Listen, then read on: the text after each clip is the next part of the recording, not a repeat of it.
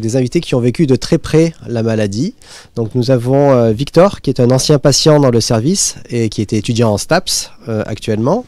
Nous avons juste à côté Alexia Perronel qui est maman d'un patient qui a été guéri et aussi présidente de l'association pour le fil d'Ariane qui œuvre dans le service. Et enfin le docteur Marie-Philippe qui est la sœur d'un patient qui a été guéri aussi. Alors, première question que je voudrais vous poser à tous les trois. Ça fait quoi? Comment on réagit lorsque le médecin annonce le diagnostic de la maladie? Alors, j'ai 18 ans. On m'a annoncé que j'étais malade donc à 16 ans. C'est vraiment un bouleversement dans la vie parce que en fait, on connaît ce mot, le cancer, mais je pense que c'est quelque chose que quand on ne le vit pas, on n'est pas vraiment capable de poser des images dessus, des sensations. Et donc au moment de l'annonce, c'est un bouleversement, donc notamment pour le patient, mais également pour tout l'entourage, que ce soit la famille, les amis. On a peur et donc c'est vraiment c'est un bouleversement en fait.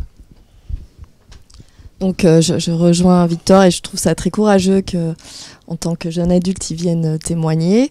Moi, je me positionne plus comme maman avec un enfant qui avait à l'époque 4 ans. On a tout d'un coup en fait un espèce de séisme, un tremblement de terre dont on ne mesure pas tout à fait, j'allais dire, la déflagration ou l'onde de répercussion sur le quotidien, ne serait-ce que l'organisation de la vie d'une famille.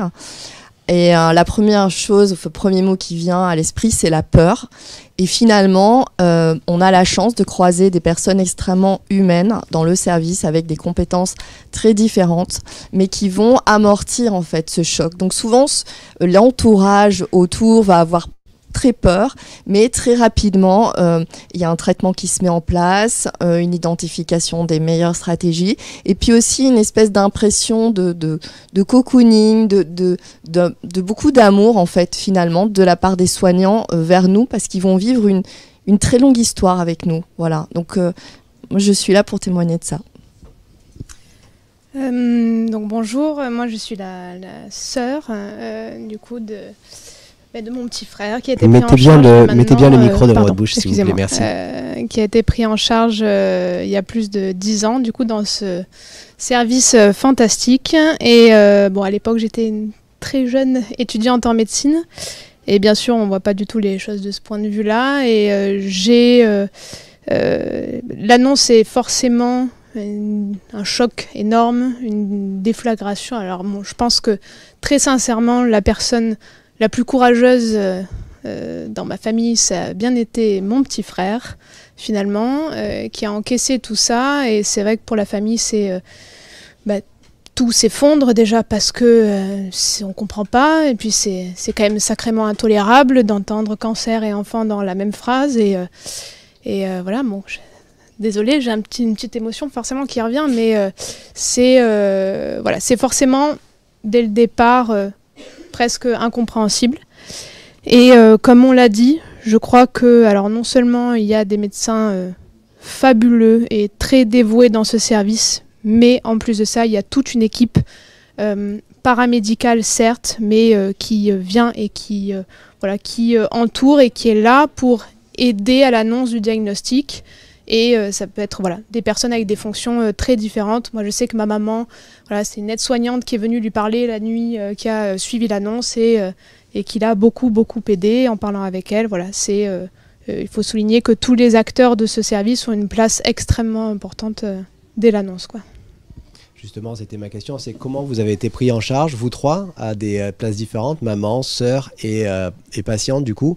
La prise en charge est forcément différente, donc comment ça s'est passé pour vous, Victor? Alors, moi, j'ai été, dès le début du diagnostic, accueilli par beaucoup d'infirmiers, d'infirmières, de médecins. On rencontre beaucoup de monde, donc ça peut faire un petit peu peur. Et c'est vrai qu'à ce moment-là, le rôle des associations, c'est d'arriver au moment où il y a un bouleversement pour pouvoir équilibrer un petit peu ce changement de vie. Donc Sourire à la vie, c'est une association qui m'a beaucoup aidé. Ils sont là dès le début du diagnostic, donc il me semble que je les ai rencontrés le lendemain de mon arrivée ici à la Timone. Et Donc j'ai pu être suivi dans des tas de contextes, que ce soit dans le service protégé, qui est donc un secteur dans lequel on est dans des états en général, on n'est pas au top de notre forme. Et l'avantage, c'est de pouvoir faire un petit peu de sport, forcément en étant limité, puisqu'on perd beaucoup de muscles, on est très fatigué par les traitements. Et là, leur intérêt, c'est donc de nous aider à bouger un petit peu, de garder cette mobilité qui va nous permettre de mieux se relever après cet événement. Et j'ai également été suivi donc, dans leur structure, qui est donc le Phare des Sourires à l'Estac, dans lequel j'ai pu être accueilli avec ma mère. On a pu être logé, puisqu'on n'habitait pas forcément près de l'hôpital. Et pendant des périodes où j'avais des soins assez récurrents, on a pu être accueilli, faire du sport. On avait donc des cuisiniers. Enfin, c'est vraiment une structure qui est exceptionnelle pour toutes les interventions qu'ils font, et ils apportent vraiment un peu de gaieté dans un environnement qui est vraiment froid et triste. Et tous les intervenants, que ce soit donc les associations, que ce soit même les médecins, les infirmiers, c'est vraiment un ensemble, et tout cet ensemble, il apporte quelque chose de vraiment humain, et voilà, c'est génial. Alexia Peyronel. Oui, alors bon, je m'adresse en fait à ceux et celles qui auraient des proches dont l'enfant est malade, pour essayer de dire, eh bien, en tant que parent, on essaie de recréer en fait au sein de cette parenthèse une vie différente, qui peut être une vie très intéressante. Laisser à l'enfant déjà sa vie d'enfant, avoir des copains ici à l'hôpital, aller à l'école à l'hôpital, surtout éviter le tout cadeau ou l'enfant qui peut devenir un peu, j'allais dire, un hyper centre de focalisation de son attention, mais c'est laisser la vie glisser. En tant que parent, on peut aussi trouver ses marques. Moi, personnellement, j'ai écrit un livre pendant cette période-là, puisque c'était un moment hors du temps. Eh bien, comment est-ce que moi, en tant que maman, je pouvais aussi mettre plus d'intensité dans ce moment.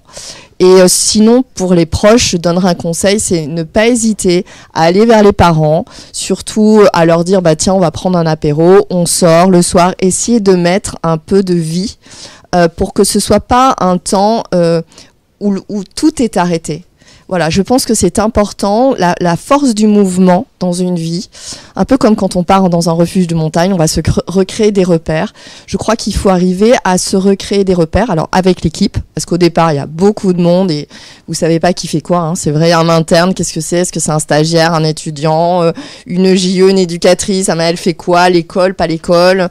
Et l'école, comment ça se fait? Est-ce qu'il y a un rythme? Ben non, en fait, vous apprenez à recréer vraiment des repères. Donc, le conseil que je donnerais à celles qui nous regardent, et je remercie l'assistance publique d'avoir organisé ça, c'est vraiment d'aller chercher ces gens qui vivent ces parenthèses, et surtout, vraiment, n'hésitez pas à faire la fête, voilà, à mettre quand même peut-être plus de vie dans ce temps qui est un peu un temps à part. Merci beaucoup.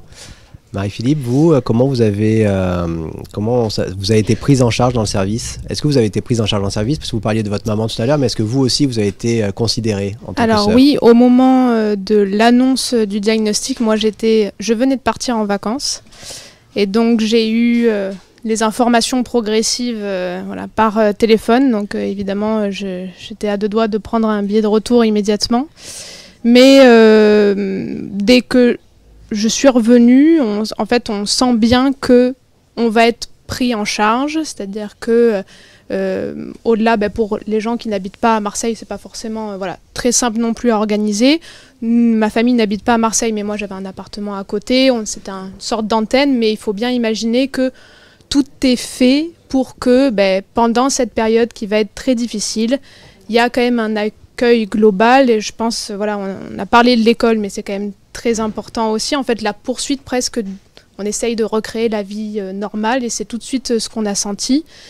Je pense que ce qui a été très très important de ce côté-là, c'est le soutien et le fait de pouvoir parler avec les autres familles qui sont là, et de pouvoir se regrouper dans une salle des familles. Et je pense à mes parents qui ont beaucoup parlé, et que ça a beaucoup aidé de discuter finalement avec les autres parents, et aussi de rencontrer finalement des parents pour qui ça s'était bien passé. Je pense que c'est très important d'échanger et de savoir que c'est possible, c'est tout à fait possible, que ça aille mieux par la suite. Qu'est-ce que vous auriez aimé avoir en plus de tout ce qui vous a été apporté dans ce service? Est-ce qu'il y a des choses que, quand vous êtes arrivé, parce que vous n'êtes pas arrivé au même moment, est-ce qu'il y a des choses que vous auriez voulu avoir, en fait, qui peut-être existent maintenant, mais qui n'étaient pas là quand vous êtes arrivé dans ce service? Alors moi je suis arrivé pendant la période du Covid, donc c'était une période où forcément on portait le masque, donc on voyait pas forcément les visages. Après il faut savoir que dans ce service on porte quasiment tout le temps le masque, puisque on est on a des pathologies qui forcément nécessitent d'être protégées. Et donc à ce moment-là, en fait, on sortait pas beaucoup de la chambre. On avait des intervenants qui venaient, mais moi j'ai passé la plupart de mon temps dans la chambre. Sur les 2 ans de traitement, j'ai passé 15 mois en traitement intensif, et donc toute cette période-là, elle a été alternée entre des périodes à la maison assez courtes et des périodes longues à l'hôpital, dans lesquelles on voit beaucoup d'adultes et on est énormément dans la chambre, quoi. On sort pas, on voit pas grand chose. Et je pense que ce qui est important, il y en a déjà pas mal, mais ces associations dans lesquelles il y a des adolescents, des jeunes adultes qui viennent rencontrer justement les patients. Moi, à 16-17 ans, je sais que ça m'a beaucoup aidé de rencontrer des étudiants qui sortaient de STAPS et qui étaient du coup des intervenants en activité physique adaptée, parce que ça me permettait de me projeter, de me dire voilà, à la sortie du traitement, moi je vais pouvoir partir en STAPS, je vais pouvoir faire ce type de métier peut-être, et je sais que ça m'a beaucoup aidé. Ce que j'aurais aimé en revanche, c'est peut-être un suivi peut-être un petit peu plus poussé sur l'alimentation, parce que je pense qu'on n'en parle pas suffisamment, et dans les traitements, l'alimentation c'est pour moi 50% du travail. Parce que je m'intéressais beaucoup à la nutrition, et je sais que ça m'a beaucoup aidé à me relever derrière, parce que des périodes où on est avec des traitements comme la chimiothérapie, on a vraiment plus beaucoup d'appétit, les goûts sont vachement modifiés, et je pense que l'alimentation c'est un des facteurs qui va permettre de mieux remonter la pente après les traitements. Professeur Chambost, je vois que vous prenez votre micro. Je vais répondre à Victor, parce qu'effectivement... Est-ce qu'il y a des choses qui sont faites aujourd'hui par rapport à ça? Même si ça fait très peu de temps qu'il est passé dans le service et qu'il a été soigné dans le service, parce que cette demande, on l'a entendue, on l'a comprise, et effectivement, ça fait partie réellement des axes de travail qu'on conduit dans le cadre du projet de service, et où on n'aurait pas imaginé, il y a quelque temps, par exemple, je pense aux enfants greffés, qui sont souvent des petits, mais il y a aussi des plus grands, pour lesquels on se contentait d'observer pendant une certaine période qu'on mangeait pas. On mangeait pas, c'était comme ça. Actuellement, on anticipe, et effectivement, y compris en mettant des sondes de nutrition quand on n'a pas d'appétit, quand on n'arrive pas à avaler, quand effectivement il est important d'ingérer des calories. Il y a les apports intraveineux, mais on sait que l'apport digestif est très très important, et cette compréhension de l'importance d'apporter par voie digestive les quantités et qualitativement ce qu'il faut sur le plan nutritionnel, c'est quelque chose qui, j'espère, s'est amélioré depuis ton passage, Victor. Merci beaucoup. Alexia Perronel? Moi, j'avais constaté, en fait, lors de mon passage dans le service, ça a duré quand même 3 ans, mis bout à bout, qu'il y avait une disparité entre les familles sur le plan des équilibres financiers. Donc, il y a des familles qui sont très, j'allais dire, pour lesquelles l'arrivée de la maladie, en fait, ne déséquilibre pas complètement le budget. Et puis d'autres qui vont se retrouver en très très grande difficulté. Donc j'ai envie de dire que on a créé avec d'autres parents une association qui s'appelle Pour le fil d'Ariane, qui est un fonds d'urgence qui va venir en aide à ces familles sur sollicitation des assistantes sociales. Donc voilà, peut-être c'est ça qui avait émergé, c'est-à-dire cette espèce de grand écart entre des enfants qui reçoivent beaucoup de cadeaux, qui ont une présence des parents très forte, et puis d'autres sur lesquels, ne serait-ce que financer un trajet pour venir de Briançon ou de Nice, ça devenait beaucoup plus galère. Et les familles n'expriment pas, elles sont pas dans un moment où elles vont exprimer des difficultés financières. Donc voilà, j'espère qu'on a apporté une petite pierre sur cet édifice-là. Je suis obligé de reprendre le micro pour quand même mettre un bémol ou un dièse, je ne sais pas ce qu'il faut dire, plutôt un dièse, au propos d'Alexia Péronel, puisque ce qu'elle a fait en montant cette association et ce que font tous les bénévoles de cette association, c'est en direction de l'ensemble des services de pédiatrie de l'assistance publique des hôpitaux de Marseille, réellement une aide pour toutes ces familles précaires. Et bien évidemment, la disparité des conditions sociales, on la connaît, et Marseille, malheureusement, est particulièrement touchée par la précarité. Et la maladie, elle, touche tous les milieux, effectivement. Et cette possibilité d'avoir une aide, que ce soit pour le logement, que ce soit pour le transport, que ce soit pour les vêtements, que ce soit pour tous les besoins du quotidien, réellement l'association pour le fil d'Ariane répond présent et d'une grande aide pour nos familles, en lien avec les assistantes sociales de l'hôpital, qui elles aussi font un travail formidable, mais avec les limites de leurs moyens. Merci beaucoup. Marie-Philippe, qu'est-ce que vous auriez aimé avoir dans le service, en plus de tout ce qui a été apporté ? Je pense que je vais parler finalement du secteur protégé du côté hygiène, avec l'alimentation à côté. Donc le secteur protégé, c'est quand même un endroit où passent beaucoup d'enfants suite au traitement, qui est un véritable cocon finalement, où voilà, on prend bien soin de nous expliquer, on est très accompagnés, les équipes sont vraiment formidable. Et après, il y a la sortie du secteur protégé, donc la sortie finalement du cocon. Et ce moment où très vite finalement, enfin, pour certains, du coup, il y a le retour à la maison, avec du coup des consignes d'hygiène très strictes et des familles qui ne savent pas trop comment finalement réagir. Donc je me souviens, il y a la famille à côté de notre chambre qui avait repeint l'intégralité de la maison, changé les meubles, parce que c'est vrai, et il faut avoir des mesures d'hygiène très importantes pour prévenir les infections, mais il y a des gens qui ne savent pas trop comment gérer ça, et donc c'est vrai que peut-être un accompagnement qui est déjà énorme, mais peut-être un peu supplémentaire, on va dire, sur ce côté-là, sur les mesures d'hygiène, jusqu'où aller, qu'est-ce qui va éventuellement nuire aux patients. Voilà. Donc sans dire que tout va mieux, j'aurais pas cette prétention-là, mais l'apport des infirmières d'annonce, comme on a vu tout à l'heure, l'apport de l'équipe du réseau essaye de répondre à cette difficulté effectivement de la grande inconnue de la sortie de l'hôpital, parce que c'est vrai que c'est un choc de sortir de l'hôpital quand on a été comme ça protégé un certain temps. Des directives écrites, des lignes téléphoniques qui sont joignables en quasi continu permettent, on l'espère là aussi, d'améliorer un petit peu cette libération après le premier séjour d'enfermement à l'hôpital, qui est réellement vécu comme quelque chose, vous l'avez dit, de bouleversant, de traumatisant, et dont on ne sait pas très bien comment on va se retrouver à la maison à la sortie.